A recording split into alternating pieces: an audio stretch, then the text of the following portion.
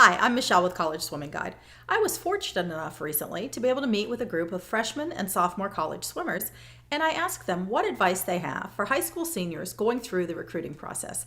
I'd like to share some of their tips with you today. One of the swimmers summed it up beautifully by saying, "The coaches want you as much as you want them. If you're in a good position to swim on a team, then the coach is going to want to recruit you as much as you're going to want admission to the school." This is why it's very important to find the right fit when you're researching schools. Most coaches want swimmers who will score at conference championship meets, so you should keep that in mind as you develop your target list of schools. Another key piece of advice from the swimmers is to keep all of your options open, which includes taking the maximum number of trips or official visits.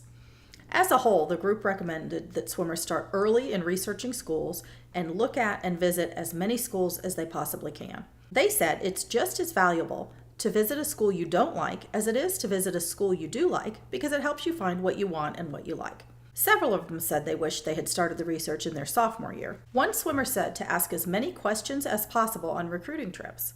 Also, ask older teammates who have already gone through the process specific questions. Some very valuable advice came from one of the guys who said, make sure you examine all of your options and go on your official visits.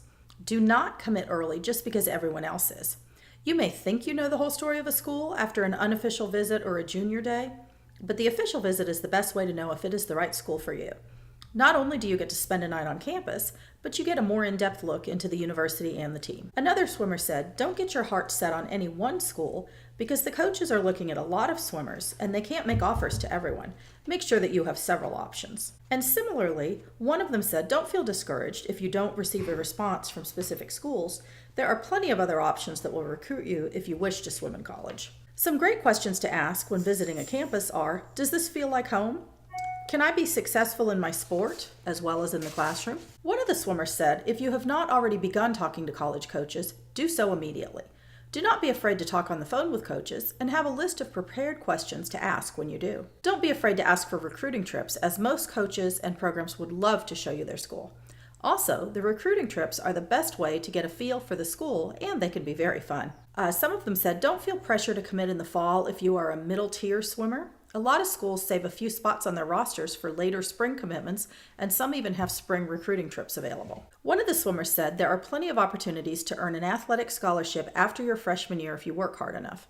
This particular swimmer had a great freshman year, and he did earn a scholarship for his remaining 3 years at the school. In the end, all of the swimmers agreed that you need to make sure you fit in well with the team and choose the school that feels right. For more information on simplifying the recruiting process, check out the College Swimming Guide website at www.collegeswimmingguide.com, where I have spreadsheets of conference championship meet times and top event times for all of the college swim programs in the country to save you time in your research. Members also receive action items, sample emails to coaches, lists of questions to ask coaches, and many more resources.